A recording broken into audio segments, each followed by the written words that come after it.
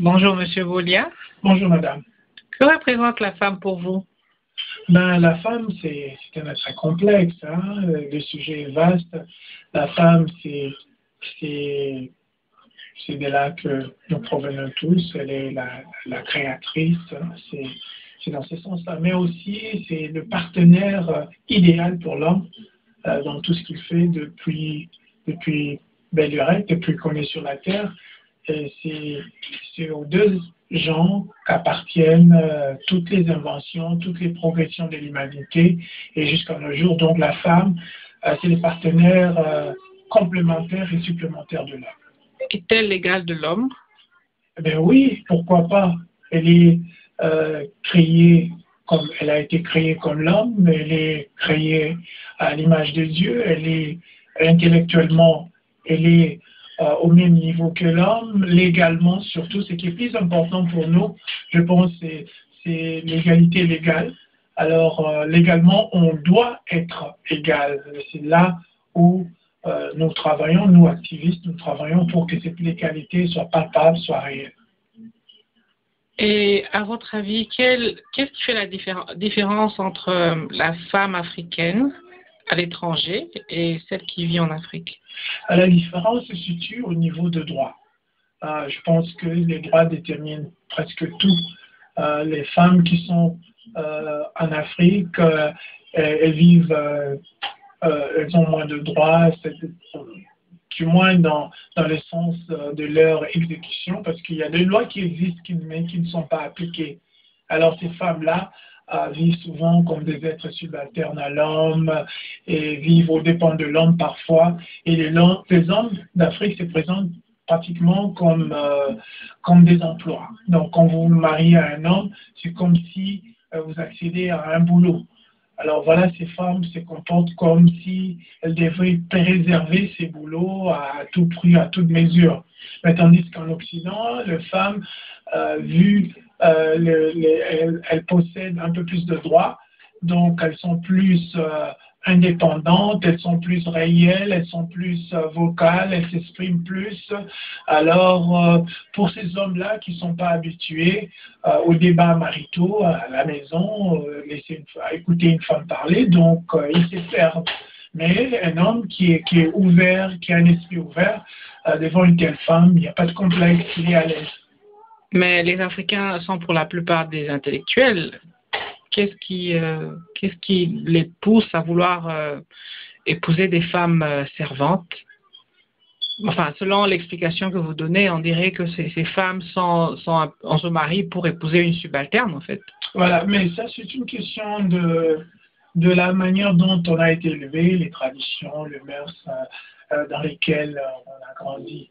Alors, pour certaines personnes, aussi sur le plan personnel, il y a des gens qui sont simplement égocentriques, qui pensent, même par rapport aux hommes, hein, qui pensent qu'ils sont supérieurs, qu'une femme, pour lui, c'est quelqu'un qui doit préparer la nourriture qui a assez de sel, qui a de tomates, tout ça. Donc, la femme est réduite pour ces genres de personnes à des personnes qui doivent apporter quelque chose sur le plan ménager.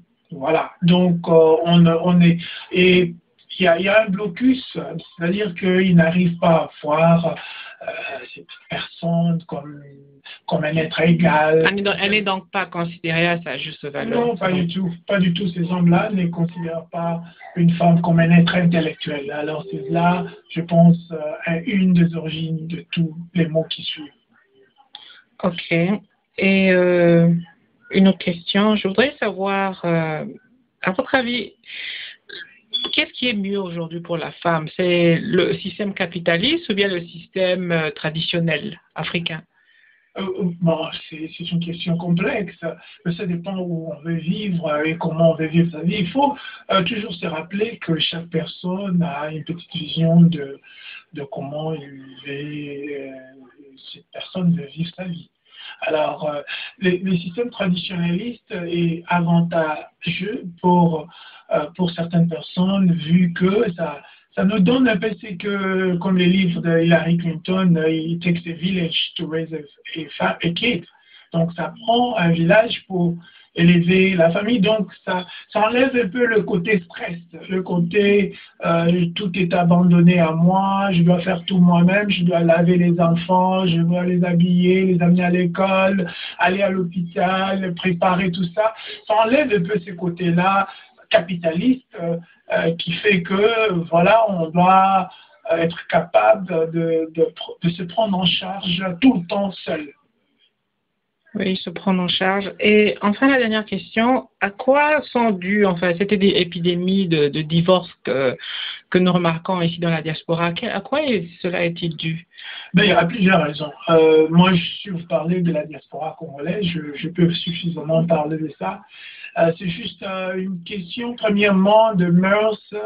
Et la plupart de jeunes aujourd'hui qui se marient, ce sont des personnes qui ne se connaissent pas. Donc là, on fait allusion à la compatibilité des gens qui ne se sont pas nécessairement assis pour développer une vision commune de comment ils voudraient ensemble vivre leur mariage. Donc, les gens se précipitent dans le mariage aussi. Il faut comprendre le contexte congolais où nous avons aussi les églises qui continuent à lancer des messages mariage, mariage, mariage, mariage. Alors, beaucoup de nos sœurs et nos frères se sentent sous pression d'aller se marier vite. Et ce qui fait que, voilà, ce qui s'est fait vite, se perd vite aussi. Alors, donc, la compatibilité est le premier mot. Et aussi, bon, voilà, il faut quand même... Les gens n'ont pas encore compris dans notre culture qu'un problème doit être résolu. Ce n'est pas en mettant de côté un problème, en se disant que, bon, voilà, Dieu va faire, non, ça ne se résout pas. La preuve, aujourd'hui, le taux de divorce à l'Église est au même niveau que chez les païens. Voilà, donc ça veut dire qu'il faut qu'on gère les problèmes qui sortent dans les mariages et il faut qu'on s'assied et trouver des solutions.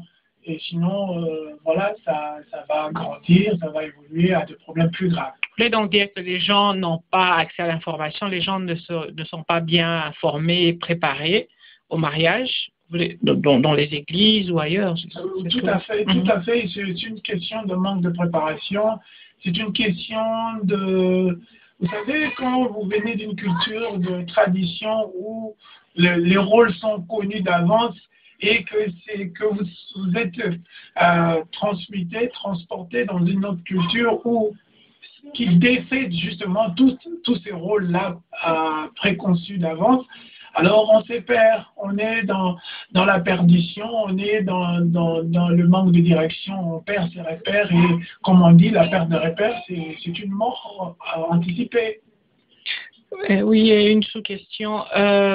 Pourquoi en fait on remarque qu'ici dans la diaspora, après un divorce, en général, beaucoup de papas en fait ne gardent plus contact avec leurs enfants, ils les abandonnent carrément.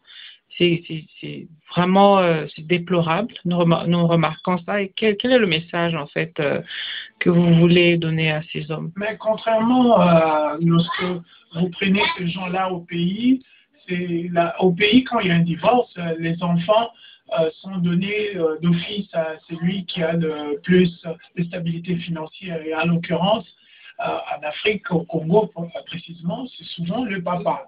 Mais tandis qu'ici, c'est une matière légale et il y a